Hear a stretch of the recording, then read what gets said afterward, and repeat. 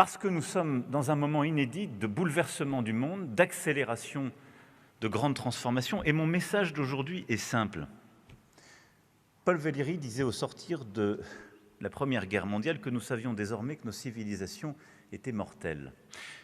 Nous devons être lucides sur le fait que notre Europe, aujourd'hui, est mortelle. Elle peut mourir. Elle peut mourir, et cela dépend uniquement de nos choix. Mais ces choix sont à faire maintenant.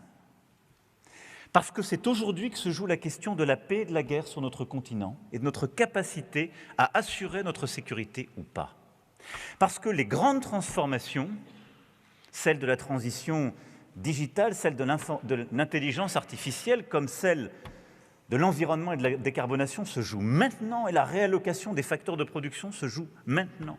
Et la question de savoir si l'Europe sera une puissance d'innovation, de recherche et de production se joue maintenant ou pas. Et parce que l'attaque contre les démocraties libérales, contre nos valeurs, contre, je le dis dans ce lieu de savoir, ce qui est le substrat même de la civilisation européenne, une certaine relation avec la liberté, la justice, le savoir, se joue maintenant ou pas. Oui, nous sommes au moment de bascule et notre Europe est mortelle, simplement cela dépend de nous.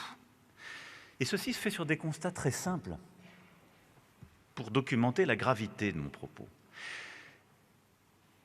D'abord, nous ne sommes pas armés face au risque qui est le nôtre.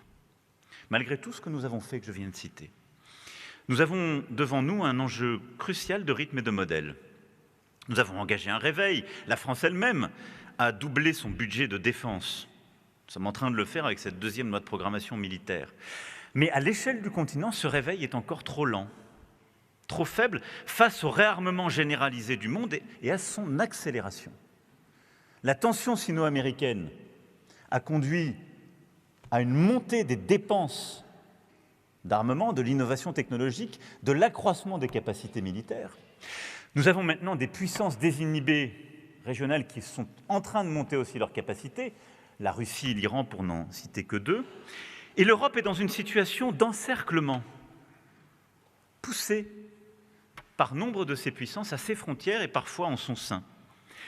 Et donc, oui, nous sommes aujourd'hui encore trop lents, pas assez ambitieux, face à la réalité de ce mouvement et dans un contexte, il faut bien le regarder, quelles que soient les échéances à venir. Les États-Unis d'Amérique ont deux priorités, les États-Unis d'Amérique d'abord, et c'est légitime, et la question chinoise ensuite. Et la question européenne n'est pas une priorité géopolitique pour les années et les décennies qui viennent, quelle que soit la force de notre alliance et la chance d'avoir aujourd'hui une administration très engagée sur le conflit ukrainien. Et donc oui, cette ère où l'Europe achetait son énergie et ses engrais à la Russie, faisait produire en Chine, déléguait sa sécurité aux États-Unis d'Amérique est révolue. Et donc nous avons commencé des changements profonds, mais nous ne sommes pas à l'échelle. Parce que les règles du jeu ont changé. Et parce que le fait même que la guerre soit revenue sur le sol européen, mais qu'elle soit menée par une puissance dotée de l'arme nucléaire, change tout. Parce que le fait même que l'Iran soit au seuil de se doter de l'arme nucléaire, change tout. Premier changement des règles. Le deuxième, c'est que sur le plan économique, notre modèle tel qu'il est conçu aujourd'hui n'est plus soutenable. Parce que nous voulons légitimement tout avoir, mais ça ne tient plus ensemble. Nous voulons évidemment le social, et nous avons le modèle social et de solidarité le plus généreux du monde. C'est une force. Nous voulons le climat avec l'énergie décarbonée, je le disais, mais nous sommes le seul espace géographique qui a pris les règles pour y arriver. Les autres ne vont pas au même rythme. Et nous voulons un commerce qui nous profite, mais avec plusieurs autres qui commencent à changer les règles du jeu, qui sursubventionnent, de la Chine aux États-Unis d'Amérique.